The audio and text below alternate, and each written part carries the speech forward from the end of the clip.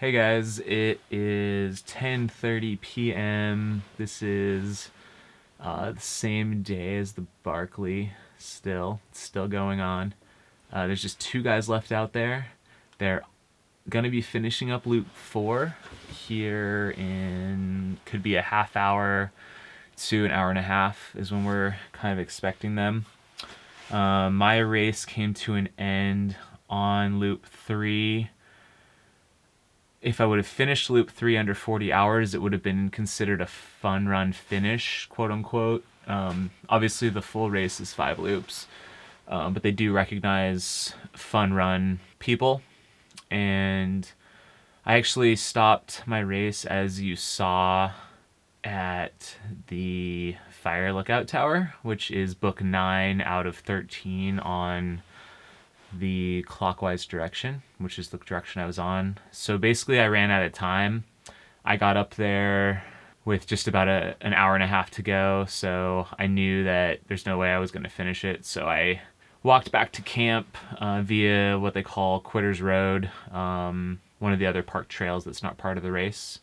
Yeah, it was obviously disappointing to not get at least a fun run done, which is something I've done the other 2 times I've gotten here, and to kind of leave the loop incomplete. But I figure this is a really good way to just use this as a learning experience. And although it's a disappointment for his hallucinations and night navigation ended his race, and John was so tired that he barely got out of camp in time, and he proceeded to walk about 30 yards up trail and lay down for a nap. So obviously 5th loop at the Barkley is a pretty rare thing, and we'll see. We might have finishers 15 and 16 by the end of tomorrow afternoon. They have until 1:40 p.m.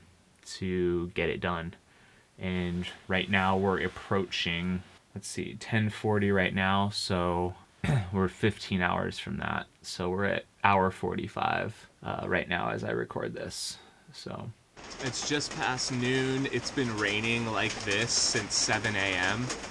I just woke up. I was asleep for I think 13 hours, so I don't know if Gary or John have finished, but they went out on loop 4. They left, I think, around midnight. So they have about 90 minutes to finish, but here's what it looks like. It's kind of a bit foggy and raining. So let's go check it out, but they've literally, it's literally been raining like this for a solid 5 hours. As soon as it got light, they've been dealing with the rain. Jam? You got some sleep? Like 13 hours. Is there any word, or we have no idea? Well, training. Well, I know that. I think the only last word that I have, which is again not 100% verified, but John Kelly came through the tower at 9:06, and Gary went through around 5-ish a.m. So they're both on target. Tight. They really have to work though. Yeah, It's a race. it'll be good.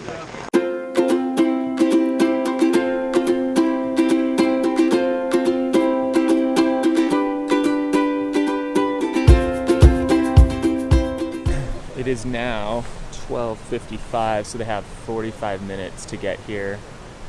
They saw them at the fire tower with what seemed like to be good time remaining, so here's the crowd waiting for John and Gary.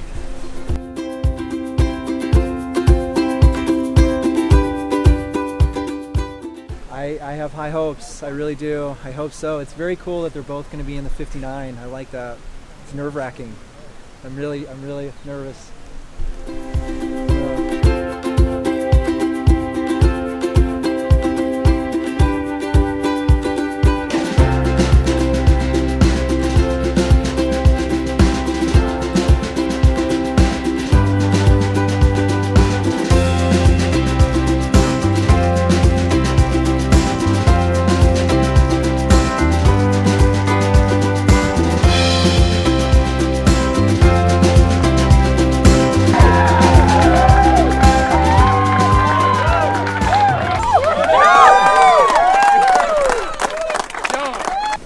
Okay, so we just saw John finish.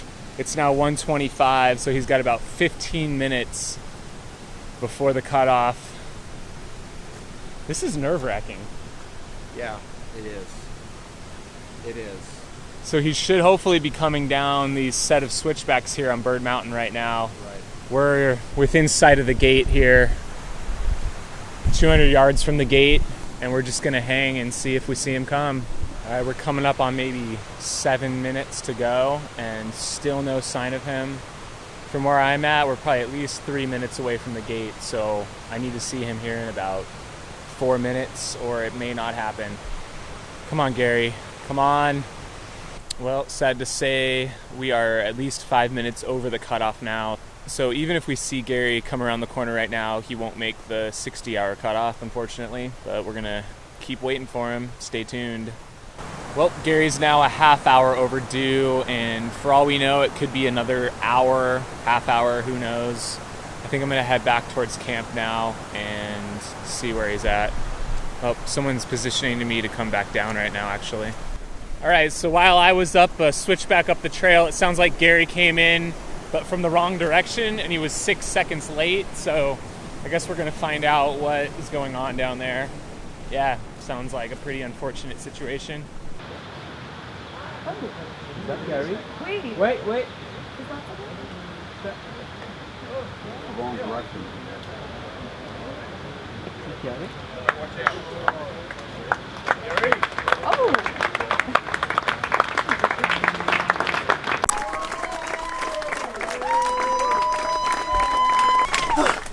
I don't know, my cages got left outside the mountain in the fog. I had to see all of them.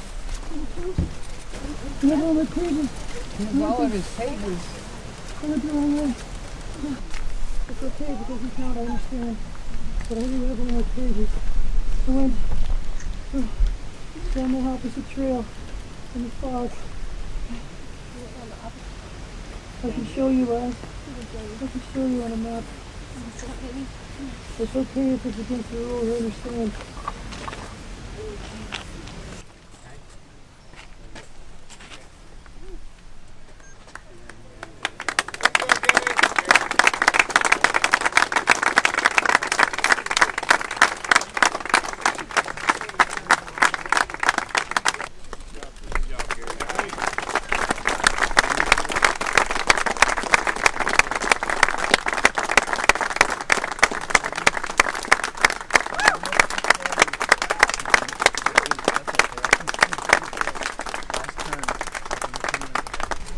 Fog up top, so I was lost at the garden spot for 90 minutes, and then when it finally cleared and I could see what was going on, I had 3:57 to get in, and I've been killing myself. Yeah. The very last turn, I messed it up.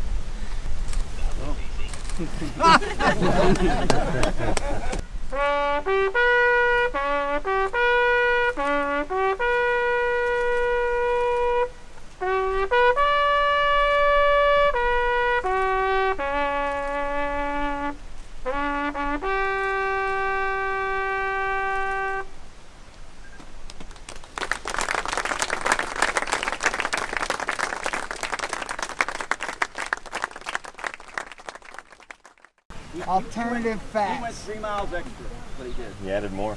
Yeah, it was. Oh yeah, he added From more. From where he got out, it was 2.5 here. It's 5.5 the other way. So the way he went. So he went 3 miles. He possibly would have finished right in front of John Kelly if he went right way. If woulda, coulda, shoulda. There is drama every year of one kind or another, and all of the fifth loops end with tears, and about half the time they're not tears of joy. But yeah, it's that's as close as you can get. All right, that is a wrap on the 2017 Barkley. I'm heading out of here. I fly out tomorrow, but it's been fun. Gary and John are still sleeping over at their campsites.